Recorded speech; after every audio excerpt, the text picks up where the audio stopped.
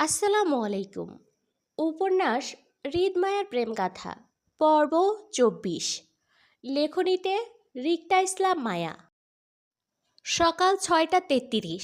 সাদাসিধা college ড্রেসে সকাল সকাল রাস্তার মোড়ে দাঁড়িয়ে মায়া বসন্তের হালকা উষ্ণ কুয়াশার আবির্ভাব কাটিয়ে পূর্ব আকাশের সূর্যের লাল ছটায় আলোয় আলোকিত পরিবেশ। চট্টগ্রাম মুরাদপুর আবাসিক এলাকা হওয়ায় সকালের পরিবেশটা বেশ শান্ত থাকে এখানকার। কোনোরূপ যান্ত্রিক বা মানুষের কোলাহল তেমন থাকে না সাত সকালে। ব্যস্ততা দেখা যায় একটু বেলা গড়ালে। যান্ত্রিক পথযাত্রীদের সঙ্গে সঙ্গে ছাত্রছাত্রীদের যাতায়াত দেখা যায় ৮টার মধ্যে। মায়া বাসা থেকে বের হয়েছিল আরও ভোরে, বলতে গেলে ৬টার দিকে। বাসা থেকে এই পুরো রাস্তা হেঁটে আসতে মায়ের ১৫ মিনিট লাগলো। বাকি ১৭ মিনিট ধরে সে রাস্তার মোড়ে দাঁড়িয়ে আছে। মায়া হাতের ফাইলটা চেপে আশেপাশে তাকালো স্বচ্ছ চোখে। রাস্তার দুপাশে দোকানপাটগুলো অনেক আগে খুলে বসে আছে দোকানদাররা। সকালের বেচাকেনা চলছে সেখানে। রাস্তায় যান্ত্রিক গাড়ির চলাচলও ভালোই দেখা যাচ্ছে। এমন মধ্যে মায়া পশ্চিম পাশের রাস্তাটা ধরে ফুটপাতের কিনারায় দাঁড়িয়ে ঠিক হৃদের বাবার অফিসের বিল্ডিংয়ের নিচে। কাল মায়া এই অফিসটায় হৃদের সঙ্গে দেখা করেছিল, আর আজ সেখানটায় দাঁড়িয়ে আছে মায়া। গোটা ১৭ মিনিট পার হয়ে ১৮ মিনিটে ঠেকল ওর অপেক্ষার প্রহর। হৃদকাল মায়াকে সকাল সকাল আসতে বলেছিল, কিন্তু কখন বলেছিল সেই সময়টা দেয়নি। সেজন্য মায়া সারা রাত ছটফটে রাতের ঘুম হারাম করে কাকডাকা ভোরে উঠেই কলেজের জন্য একেবারে রেডি হয়ে চলে এসেছে এখানে। হৃদের সঙ্গে কথাবার্তা শেষ করে আবার সোজা কলেজে চলে যাবে এমনটা মনস্থির করা। আজ মায়ার শেষ পরীক্ষা। প্রযুক্তি পরীক্ষাটা দিলেই এই যাত্রায় শেষ হবে। বিগত ২ দিন ধরে মায়ের পরীক্ষাগুলো খারাপ যাচ্ছে, নিখোঁজ স্বামীর চিন্তায়। আজ স্বামীর খোঁজটা নিয়েই পরীক্ষাটা ভালো দিবে মায়া। এত চিন্তার মাঝে মায়া জুইকে ঘুমন্ত অবস্থা রেখেই বেরিয়েছে বাসা থেকে। আরিফও ঘুমেছিল। দুজনের কাউকেই বলে আসেনি মায়া। এখন মায়াকে ওরা সকাল সকাল খুঁজলে কি হবে কি জানি। মায়াকে খুঁজে না পেলে নিশ্চয়ই টেনশন করবে, কিন্তু মায়া কাউকে বলে আসতে পারেনি। যদি বলে বের হতে চাইতো তাহলে জুই হাজারটা প্রশ্ন করত মায়াকে, যার একটা উত্তর আপাতত মায়ের কাছে নেই। মায়া জুইয়ের সামনে মিথ্যা বলেও মায়া পার পায় না। জুই চট করে ধরে ফেলে মায়ের মিথ্যেটা। সেই জন্য মায়া ইচ্ছে করে জুইকে কিছু না জানিয়ে বেরিয়েছে বাসা থেকে। তবে কলেজে গিয়ে না হয় জুইকে কিছু একটা বলে বুঝিয়ে বলবে। আপাতত মায়া না হয় চুপিসারে নিজের কাজটা শেষ করুক, তারপর না হয় জুই বকা দিলেও শুনে নিবেও। কিন্তু তারপরও কাজটা হোক। তাছাড়া মায়া ওদের বিল্ডিংয়ের পাহারাদার চাচাকে বলে এসেছে সে শ্রেয়াদের বাসায় যাচ্ছে। সেখান থেকে সোজা কলেজে চলে যাবে, এমনটা আরিফ বা জুইকে বলতে যদি তারা মায়ার খোঁজে আসে তো। মায়া মনে খানিকটা ভয় কাজ করলো নিজের দুঃসাহসিকতা নিয়ে। আশেপাশে জড়তায় মিয়ে আবারও তাকালো।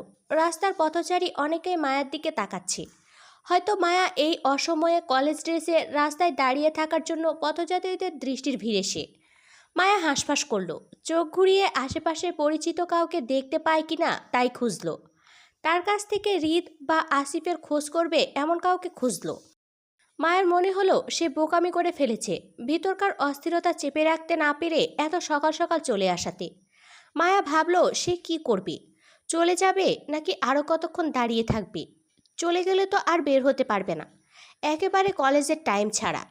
তখন তো জুই আরিফ ওরা দুজন মায়ের পাশে থাকবে। তখন আর হৃদ খানের সঙ্গে মায়ার আলাদা দেখা হবে না, আর না ওর নিখোঁজ স্বামীর তথ্য নিতে পারবে। মায়া ভাবলো আপাতত যাই হোক না কেন সে দাঁড়িয়েই থাকবে, যাবে না কোথাও। এবার মায়াকে যত বাজে দেখায় তো দেখাক, অন্তত আসিফের সঙ্গে দেখা না করে যাবে না ও। মায়ার অযাচিত সময় আরও ৫ মিনিট কাটলো দাঁড়িয়ে থেকে। তারপর হুট করেই একই বিল্ডিং থেকে তাড়াহুড়োর নামলো আসিফ। ফর্মাল গেট আপে সে, কানে ফোন চেপে, হয়তো জরুরি আলাপ সারছে সে। তবে সিঁড়ির গোড়ায় আসতেই পাহারাদার একজন লোক বিল্ডিংয়ের গেট টেনে ধরতেই আসিফকে বের হতে দেখল মায়া। মূলত গেটের শব্দে পেছনে ঘুরেছিল মায়া, যার জন্য আসিফের দৃষ্টি পড়ল এদিকটায়। সকাল সকাল মায়াকে বিল্ডিংয়ের নিচে দাঁড়িয়ে থাকতে দেখে আসিফ দ্রুত কল কেটে এগোলো সেদিকে। কয়েক কদমের দূরত্ব ঘুচিয়ে মায়াকে ডেকে বলল, আরে ভাবি, আপনি এখানে কি করছেন, তাও এত সকালে? আসিফকে দেখে মায়া চোখ মুখ উজ্জ্বল হলো খুশিতে, কিন্তু আসিফের মুখে ভাবি ডাক শুনল এমনটা মনে হলো মায়ার। প্রথমে অন্যমনস্ক হওয়ায় মায়া ভাবি শব্দটা তেমন লক্ষ্য হয়নি, আবার হয়তো করেছে, কিন্তু আসিফের মতন একজন লোক মায়াকে হুটহাট অবুঝের মতন ভাবি ডাকবে এমনটা শোভা পায় না তাকে। আসিফ লোকটা ভালো, তাই মায়ার মনে হলো সে অযাচিত ভুল ডাক শুনেছে হয়তো। কিন্তু তারপরও মায়ার নিজের মনের সংশয় কাটাতে আসিফের করা প্রশ্নের উত্তরে সুন্দর হেসে শুধালো, আপনাদের কাছে এসেছিলাম ভাইয়া। কাল হৃদ ভাইয়া বলেছিল ওনার সাথে সকালে দেখা করতে, সেজন্য আসলাম। আপনি তাড়াহুড়োয় কোথায় যাচ্ছেন ভাইয়া? কোনো কাজে? ততক্ষণে আসিফ মায়ের সম্মুখে এসে দাঁড়ালো, ব্যস্ত গলায় পড়ল, জি আপু, আমি আপনাদের কাজেই বাইরে যাচ্ছিলাম। ভালোই হলো আপনি চলে এসেছেন। হৃদ ভাইকে আপনি 3 তলায় পাবেন। আপনি সিঁড়ি ধরে সোজা 3 তলায় চলে যান। এই বিল্ডিংটাই ভাইদের, আপনি বরং উপরে যান। ব্যস্ত ভঙ্গিতে পেছনে ঘুরে আসিফ ততক্ষণে গেটের পাহারাদারকে ডেকে উঁচু গলায় মায়াকে সিঁড়িপথ এগিয়ে দেওয়ার জন্য আদেশ করল। মায়ার দিকে ঘুরে মুখোমুখি হয়ে আসিফ বলল, আপনি যান আপু, দারোয়ান চাচা এগিয়ে দিবে।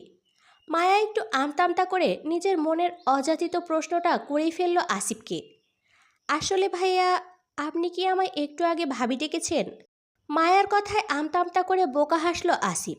তখন তাড়াহুড়োয় কি বলতে কি বলে ফেলেছিল লক্ষ্য করেনি আসিফ। মায়ার এখন প্রশ্ন করাতে টনক নড়ল, কিন্তু সেটা মুখে প্রকাশ না করে বরং অস্বীকার করল মায়ার কথার। না আপু, আপনি হয়তো ভুল শুনেছেন। আসিফের কথায় মায়া খানিকটা লজ্জায় পড়ল।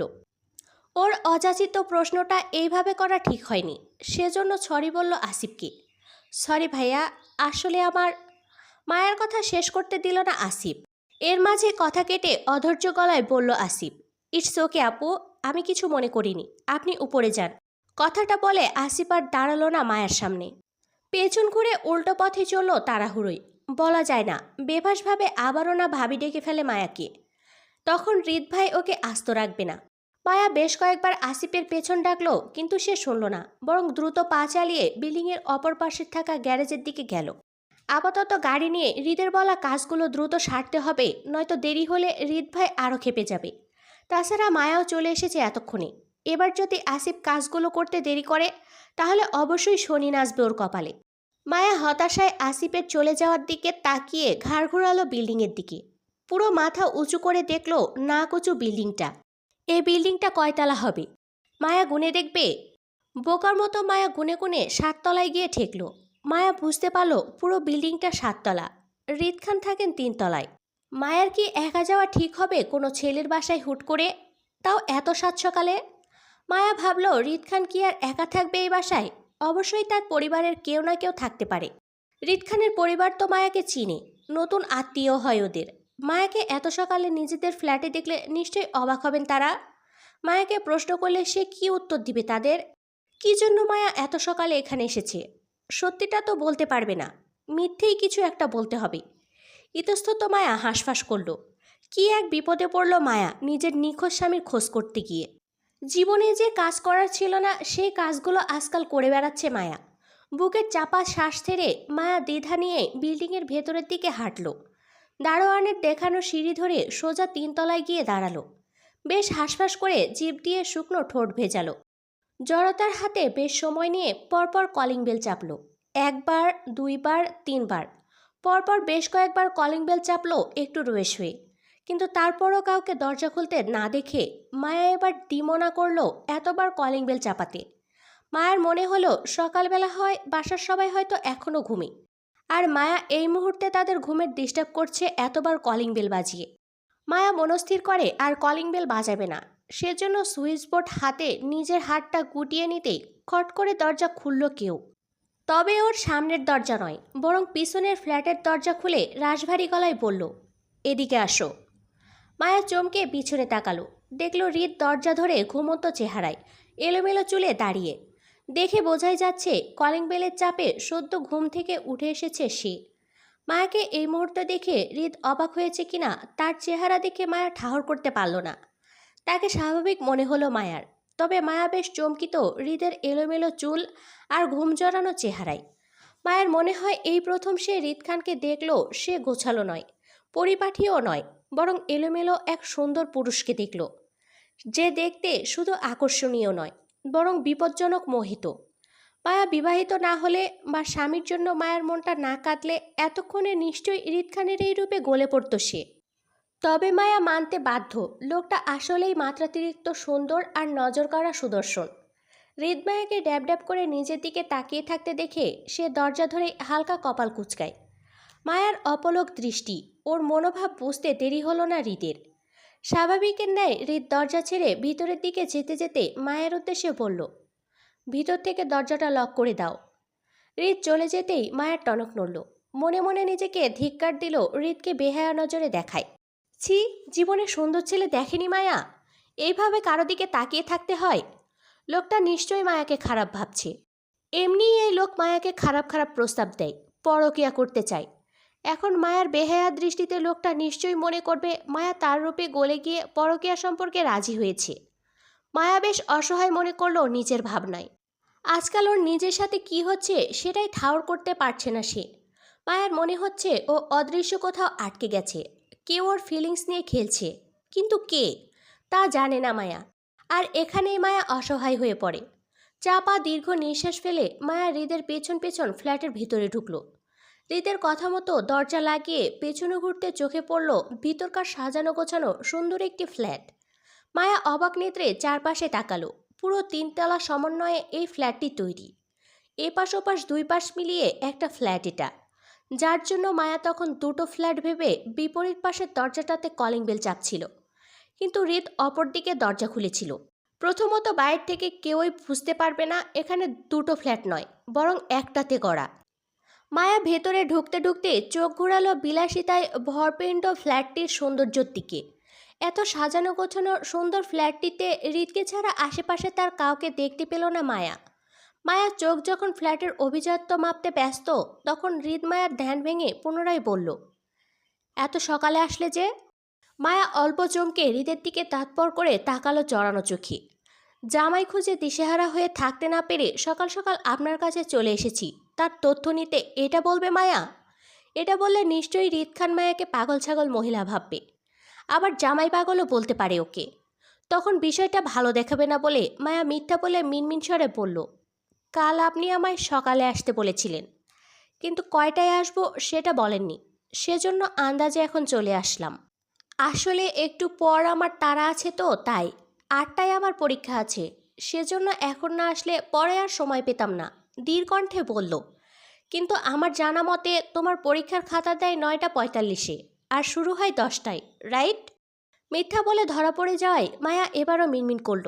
তারপর নিজের হয়ে গাইগাই করে ফের মিথ্যা বলে বলল, আমার 8টায় কলেজে একটা কাজ আছে, দ্রুত যেতে হবে বলেই এত সকালে আসলাম। হৃদ নিজের এলোমেলো চুলে 2 হাতে ব্রাশ করে পিছনে ঠেলে দিতে দিতে চোখ উঁচিয়ে তাকালো দেয়াল ঘড়ির দিকে। 6টা 42 বাজে। হৃদের দৃষ্টি অনুসরণ করে মায়াও সেদিকে তাকালো। হৃদ জানে মায়া মিথ্যে বলছে। স্বামীর খোঁজে যে সকাল সকাল তার কাছে চলে এসেছে সেটাও বুঝল, তবে সে ধরা দিল না। এই মুহূর্তে ধরা দিলেই সমস্যা। এই মহিলা তখন হৃদের সুন্দর একটা মুহূর্তে দারুণ একটা প্ল্যানিংটা নষ্ট করে দিবে। হৃদ ঘড়ির থেকে দৃষ্টি সরিয়ে ফের মায়ার দিকে তাকাতেই চোখাচোখি হলো দুজনের। মায়াও তখন সবে দেয়াল থেকে দৃষ্টি সরিয়ে হৃদের দিকে তাকিয়েছিল। দুজনের দৃষ্টি মেলাতে মায়া ইতস্ততায় নত মস্তিষ্কের হলো। জড়তার গলায় পড়ল, বাসায় আর কেউ নেই? আপাতত নেই। মায়া চমকে হৃদের দিকে তাকালো। সে কি, মায়া কি ভুল করে একা একটি ছেলের ফ্ল্যাটে ঢুকে পড়েছে? এখন কেউ ওদেরকে একত্রে দেখে নিলে কি হবে? নিশ্চয়ই মায়ের নামে বদনাম উঠবে 2 ছেলে মেয়ে একা এক বাসায় থাকায়। তাছাড়া হৃদ খান কেমন না কেমন চরিত্রের, মায়াও ঠিকঠাক জানে না। যদি কোনো মেয়ে ঘটিত বিষয় আজ পর্যন্ত মায়ের জানাশোনা বা চোখের মধ্যে পড়েনি কিছু, তারপর মায়া হৃদ খানকে ভালো বলতে পারছে না। তার কারণ অন্য সব মেয়েদের সাথে হৃদ খান কেমন তা জানা নেই। তবে মায়ার সাথে এই লোক ভীষণ খারাপ। মায়াকে উল্টাপাল্টা কথা বলে, পরকীয়া প্রস্তাব দেয়, হুটহাট কাছে চলে আসে, আবার বাজে ইঙ্গিতও দেয়, আবার গা ঘেঁষে বসেও পড়ে। এমন লোকের চরিত্র কি ভালো হবে? মায়ের জন্য রিস্ক না? মায়া ভাবল দ্রুত সে হৃদের থেকে তথ্যগুলো নিয়ে চলে যাবে। সেজন্য সোজা কথাই বলল, লোকটার খোঁজ পেয়েছেন? ব্ল্যাক কফি, চিনি ছাড়া, কিচেন ওইদিকে। মায়ের কথার বিপরীতে হৃদ কথাটা বলেই আঙুল তুলে ফ্ল্যাটের কিচেনটা দেখালো। মায়ের থেকে অনুমতি নয়, বরং আদেশ করলো তাকে কফি করে দেওয়ার। হৃদের কথার মাঝে মায়া তীব্র অধিকার বোধ মনে করল। কিন্তু কিসের এত অধিকার হৃদের? সম্পর্কে বেআইন হয় বলে? হয়তো। তাছাড়া নতুন মেহমান বাসায় আসলে তাকে দিয়ে কেউ কাজ করায়? উল্টো হৃদ খানের উচিত মেহমান হিসেবে মায়াকে চা নাস্তা করে খাওয়ানো। সেই জায়গায় মায়া এই লোকের জন্য কপি করবে? মায়া অবাক হওয়া সুরে জানতে চাইল। আমি? প্রায় 6:45। এত সকালে নিশ্চয়ই খেয়ে আসনি। আপাতত দুজনের জন্য নাস্তা বানাও, আমি ফ্রেশ হয়ে আসছি। অবাকে মায়ের চোয়াল ঝুলে পড়ল। একটার পর একটা অর্ডার! সে কি এই লোকের কাজের মহিলা হয়, নাকি তার বউ যে এত অধিকার দেখিয়ে অর্ডার করলো? মায়া হতবুদ্ধি হয়ে আওড়ালো, এ তৈলাক্ত খাবার পছন্দ না আমার, সাদামাটা কিছু বানাবে। নিজের কথা শেষ করেই হৃদ ড্রয়িং রুম পার হয়ে নিজের রুমের দিকে গেল। হৃদকে চলে যেতে দেখে মায়া তাড়াহুড়ো পিছু ডাকলো হৃদকে। আরে এই যে, কোথায় যাচ্ছেন আপনি? আমার কথা তো শুনুন। ওই লোকটার খোঁজ পেয়েছেন আপনি? হৃদ মায়ার কথার উত্তর করল না, বরং চলে যেতে যেতে নিজ বাক্যে বলল, কিচেনে সব রাখা আছে, চেক ইট। মায়া হৃদের চলে যাওয়ার দিকে বিস্ময়ে তাকালো। ভারী অদ্ভুত লোক, সাত সকালে ডেকে কাজের মহিলা বানিয়ে দিল। একবার মায়াকে জিজ্ঞেস পর্যন্ত করল না সে আদৌ রান্না টান্না পারে কিনা। মায়া হৃদের চলে যাওয়ার দিকে আরও একবার তাকিয়ে হাতের পরীক্ষার সাদা ফাইলটা সোফার টেবিলের উপর রাখল। হৃদের দেখানো কিচেনে ঢুকতে দৃষ্টি বিস্মিত হলো। বেশ বড়সড় আর সুন্দর গোছানো কিচেন। দেয়ালের ওয়াল ক্যাবিনেটের ওপর জায়গায় জায়গায় ছোট কাগজের টুকরোর নাম লেখা কোথায় কোন জিনিস আছে। মায়া ভ্রু চালো, বড়লোকই কারবার সারবার। এই হৃদ খানের আরও কয়টা বাড়ি আছে কে জানে। ঢাকা টু চট্টগ্রাম, এই নিয়ে মায়া 3টা বাড়িতে গেল। মায়া বজ্জাত লোক, চট্টগ্রামে এসেও পরিবারের সাথে না থেকে এই খালি বাড়িতে পড়ে আছে। মায়া শুনেছে হৃদ খান নাকি ঢাকার খান বাড়িতেও থাকেন না, আলাদা নিজের বাড়িতে থাকে। এই লোকের কি এমন দুঃখ থাকতে পারে যে পরিবারের সাথে না থেকে আলাদা বাড়িতে থাকেন? হিংসুটে লোক। আসলে বেশি মানুষ পছন্দ করে না বলেই এমনই সমাজ ছাড়া ছন্ন ছাড়া আলাদা থাকেন। এই লোককে বিয়ে করলেও হয়তো এমন বগুড়ো মেয়ে দেখে বিয়ে করবেন, যার মাথার তার ছিঁড়া হবে, সহজ ভাষা উল্টো বুঝবে। আল্লাহ জানে কোন মেয়ের কপাল ফাটাবে যার হৃদ খানের মতো ঘাটতারা মানুষ স্বামী হিসেবে জুটবে। মায়া তো এখনই হৃদ খানের বউয়ের জন্য মায়া হচ্ছে। আহারে বেচারি। সেলফ খুঁজে খুঁজে নুডলসের আয়োজন বের করলো। অল্প ঝালে হাতে হাতে কাজ চালিয়ে নুডলস বানালো। মায়া জানে হৃদ ঝাল খেতে পারে না, একবার শুনেছিল। সেজন্য কম ঝালের আয়োজন করলো। আপাতত নুডলসের থেকে বেশি কিছু মায়া বানাতে পারবে না, কারণ অন্যের বাসায় এসে যা খুশি রান্না করা যায় না, বিষয়টা খারাপ দেখায়। তাছাড়া কিছু রান্না করতে গেলে বেশ সময়ের প্রয়োজন দরকার, যেটা আপাতত মায়ের হাতে কম। তাছাড়া মায়ের জলদি জলদি হৃদের সঙ্গে কথা বলে বেরিয়ে পড়তে হবে বলেই। এত সময় নিয়ে দুটো মানুষ একই ফ্ল্যাটে দরজা লাগিয়ে থাকা ভালো দেখায় না। মায়া রান্না শেষ করে বড় বাটিতে নুডলস ঢেলে ডাইনিংয়ে রাখতে রাখতে হৃদের রুমের দিকে উঁকি মারল। দরজা এখনও বন্ধ। ছেলে মানুষ এত কি আয়োজন করে ফ্রেশ হয় আল্লাহ জানে। মায়া নুডলসের বাটি রেখে ফের কিচেনে গেল। হৃদের জন্য ব্ল্যাক কফি বানিয়ে ডাইনিংয়ে আসতে আসতে হৃদের মুখোমুখি হলো। ততক্ষণে হৃদ গোসল সেরে সাদা পাঞ্জাবি পরে ডাইনিংয়ের চেয়ার টেনে বসল। একদম গোছানো আর পরিপাটি হৃদ খান। সকালে ঘুম থেকে ওঠা এলোমেলো হৃদ খান নেই আর। মায়া হৃদের দিকে তাকাতে তাকাতে হাতের কফিটা হৃদের দিকে এগিয়ে দিল। হৃদ কফিটা হাতে নিয়েই মায়ের দিকে তাকিয়ে চুমুক বসালো। এত সকালে নুডলস খাবো? নুডলস ছাড়া আর কিছু বানাতে পারো না? হৃদের কথায় মায়া চেয়ারের পিছনে দাঁড়িয়ে মিনমিন করে বলল, পারি। তাহলে বানালে না কেন? অন্য কিছু বানাতে সময়ের প্রয়োজন, কিন্তু আমাকে তো এখন চলে যেতে হবে। সেজন্য নুডলস ছাড়া আর কিছু দ্রুত বানাতে পারিনি। হৃদ কিছু বলল না মায়াকে। আপাতত কিছু বলার ইচ্ছে নেই তার। মায়ার অন্য চিন্তা, কাজ সুন্দরভাবে শেষ হলেই হয়। হৃদ হাতের কফিটাতে চুমুক বসাতে বসাতে মায়ার উদ্দেশ্যে বলল, প্লেটে সার্ভ করো। মায়া চমকে গোল গোল চোখে তাকালো হৃদের দিকে। আশ্চর্য, মায়া এই লোককে বেড়ে খাওয়াবে কেন? এই লোকের কে হয় মায়া? কিছুই তো না। অথচ এমন অধিকার দেখাচ্ছে যেন মায়ের ওপর সব থেকে বেশি অধিকার এই লোকের। আজব, সামনে রাখা আছে অথচ মায়াকে বলছে বেড়ে খাওয়াতে। মায়া মনে মনে চাইল হৃদের মুখের ওপর মানা করে দিবে। সে বলবে, আমি আপনাকে বেড়ে টেড়ে খাওয়াতে পারবো না, রেঁধে এনেছি, এবার নিজের হাতে খেলে খান, নয়তো খাওয়া লাগবে না। অথচ মনের কথাগুলো মায়া মনে বলতে পারল না, হৃদের কাছে সাহায্য চেয়েছে বলে। মায়া যদি সামান্য বেড়ে খাওয়াতে মানা করে, তাহলে হৃদও মায়াকে ওর নিখোঁজ স্বামীর তথ্য দিবে না বলবে। মায়া বাধ্য হয়ে হৃদকে প্লেটের নুডলস তুলে দিয়ে চামচ এগিয়ে দিল। হৃদ নুডলসের প্লেটে চামচ দিতে দিতে মায়ার উদ্দেশ্যে বলল, দ্রুত খাওয়া শেষ করো, মানুষ আসবে। কিসের মানুষ? হৃদের কথায় চমকে মায়া কথাটাও বলল। হৃদ তখনও মায়ার দিকে তাকালো না। সে ততক্ষণে নুডল চামচে মুখে তুলে ফেলেছে। হৃদের অল্প অল্প কথা মায়াকে মাঝে মধ্যে ভীষণ রাগ দেয়। মায়া উত্তেজনায় হৃদকে ফের প্রশ্ন করবে, তখনই দরজার কলিং বেল বেজে ওঠে আচানক। মায়া চমকে ভয়ার্ত মুখে দরজার দিকে তাকিয়ে হৃদের দিকে তাকালো। লোকটার কোনো ভাবান্তর নেই। সে চুপচাপ খেয়েই যাচ্ছে। বাসায় কে আসলো? ওদের দুজনকে একত্রে দেখলে কি হবে সেটা টেনশনে মায়া ভয়ে অস্থির হলো। দরজার দিকে তাকিয়ে মায়া অস্থির চিত্তে বলল, কে জানি এসেছে। আমাদের দুজনকে দেখে যদি খারাপ ভাবে।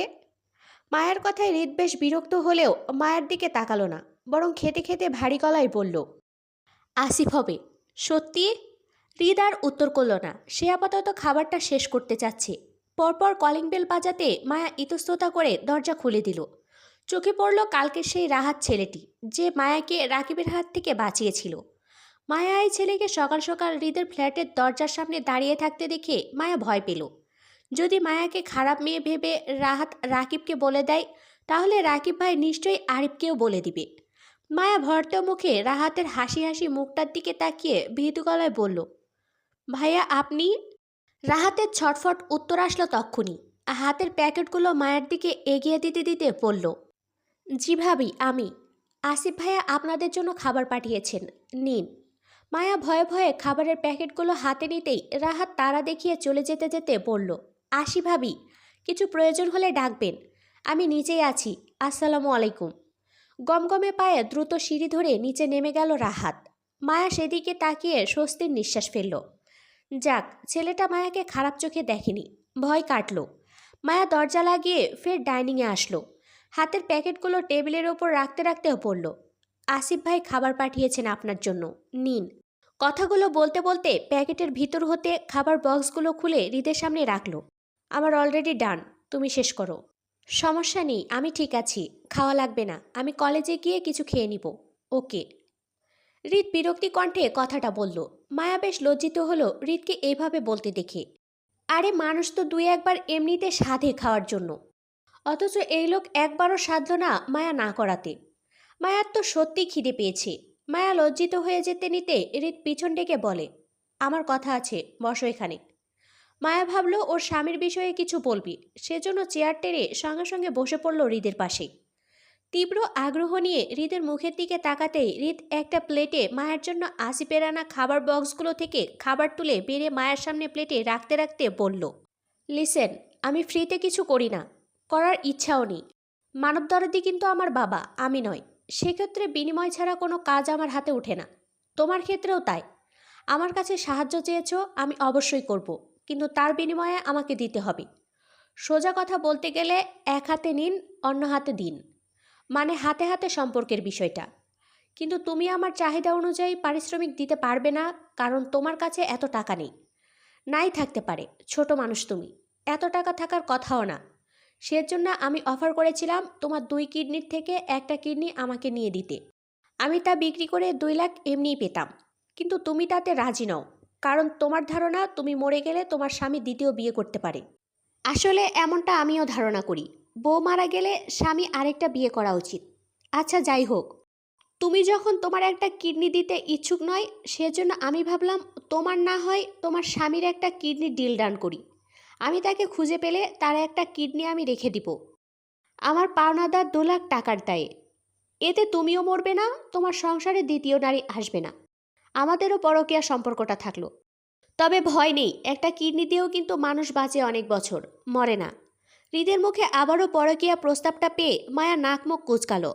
দুনিয়াতে এত সম্পর্ক থাকতে মায়াকে কেন এমন বাজে প্রস্তাব দেয় মায়া বুঝে না। তারপর মায়া এখন গলা উঁচিয়ে হৃদের সাথে তর্ক করতে চাইল, যেহেতু হৃদ এখন মায়াকে ডেকে নিশ্চয়ই কিছু বলবে। তাছাড়া কিডনি মায়ের যাক বা ওর স্বামীর, একই তো কথা। লোকটাকে খুঁজে পেলেই তো হলো। মায়া হৃদের কথা ঘাড় বেঁকে সম্মতি দিল। মায়ার সম্মতি দিতে দেখে হৃদ একটা ভ্রু নাচালো।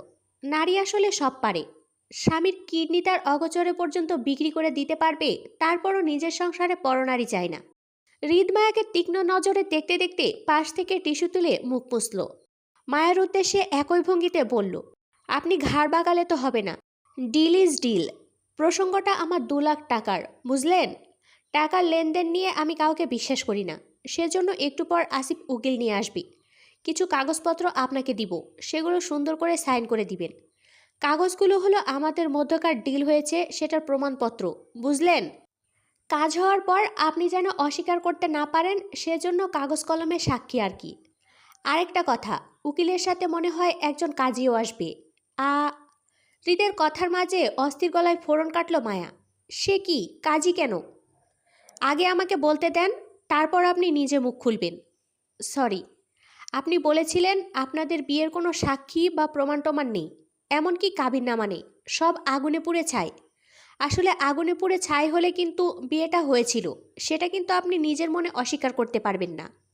যদিও মুখে অস্বীকার করেন তাহলে সেটা কিন্তু মহাপাপ হবে। সমাজ সত্যি মিথ্যা যাচাই পরে করবে, কিন্তু এক স্বামী রেখে অন্য স্বামীর ঘর করা কিন্তু ইসলামের নিষেধ, মহাপাপ বলে গণ্য। সেজন্য আমি আপনাকে মহাপাপ থেকে বাঁচাতে চাই, বুঝলেন? শত হোক আপনি আমার সম্পর্কে আত্মীয় হন, তারপর আপনি একজন ছোট মানুষ, সেজন্য ভাবলাম আপাতত আমি না হয় আপনার গার্ডিয়ান হয়ে কিছু দায়িত্ব কাঁধে তুলে নিলাম। কি বলেন, আমার দায়িত্ব নেওয়াতে আপনার সমস্যা আছে? আপনার ভালোর জন্য বলছিলাম। হৃদের কথায় মায়া অসম্মতি জানায়, যার অর্থ ওর কোনো সমস্যা নেই, হৃদ আপাতত ওর হয়ে দায়িত্ব কাঁধে তুলে নিলে। হৃদের কূটনৈতিক বুদ্ধি জোর দেখা গেল তক্ষুনি। মায়াকে ফের নিজের কথার জালে ফাঁসাতে ফাঁসাতে বলল, তো কাজীর ব্যাপারে যেটা বলছিলাম, আসিফকে পাঠানো হয়েছে উকিল আর কাজী সাহেবকে আনতে। উকিল আমার জন্য আর কাজী সাহেব আপনার জন্য ডাকা হচ্ছে। উকিলের বিষয়টা হয়তো এতক্ষণ আপনি বুঝে গেছেন, আমার মধ্যকার ডিলের জন্য কাগজপত্র নিয়ে আসবে। আর কাজী সাহেবকে আপনার জন্য ডাকা হয়েছে কারণ একটু পর আপনার বিয়ে হবে, সেটা রেকর্ড করা হবে। তবে বিয়েটা কিন্তু সত্যি না, মিথ্যে মিথ্যে একটা বিয়ের কাহিনী করতে হবে আর কি। বিয়ে? বিয়ে কেন? শুনেছি আপনার স্বামী নাকি অনেক দ্রুত, ক্রিমিনাল মাইন্ডের, খারাপ প্রকৃতির লোক, খালি নিজের স্বার্থ বুঝে। এমন ব্যক্তির কাছে আপনাদের বিয়ের মিথ্যা প্রমাণ জোগাড় করা কিন্তু কোনো ব্যাপার না। চাইলেই টাকা দিয়ে হাজারটা মিথ্যা প্রমাণ জোগাড় করতে পারবে। তবে আমার মনে হয় না সে এমন করবে। আমার মনে হয় সে আপনাদের বিয়েটা সমাজের সামনে অস্বীকার করে আপনাকে সারা জীবন ডিভোর্স না দিয়ে ঝুলিয়ে রাখবে। তখন আপনি কিন্তু স্বামীকে ডিভোর্স না দিয়ে দ্বিতীয় বিয়ে করতে পারবেন না। আমাদের ধর্মে কিন্তু সেই স্বীকৃতি নেই। যদি সে আপনাকে মেনে নেয় তাহলে তো সমস্যা নেই আমাদের, এই রেকর্ডের বিয়েটার দরকার হবে না আর। কিন্তু যদি অস্বীকার করে তাহলে অন্তত আজকের বিয়ের রেকর্ডটা কোর্টে শুনিয়ে আপনার পরিবার ডিভোর্সের জন্য অ্যাপ্লাই করতে পারবে। তখন আপনার স্বামীর কিছু করার থাকবে না। কাজী যখন বিয়ে পড়াবে তখন সম্পূর্ণটা রেকর্ড করা হবে। কিন্তু বর ছাড়া একা একা কবুল বললে হবে? রেকর্ডে তো ছেলে মেয়ে দুজনের থাকতে হবে। আমি একা একা কবুল বললে ধরা পড়ে যাব না?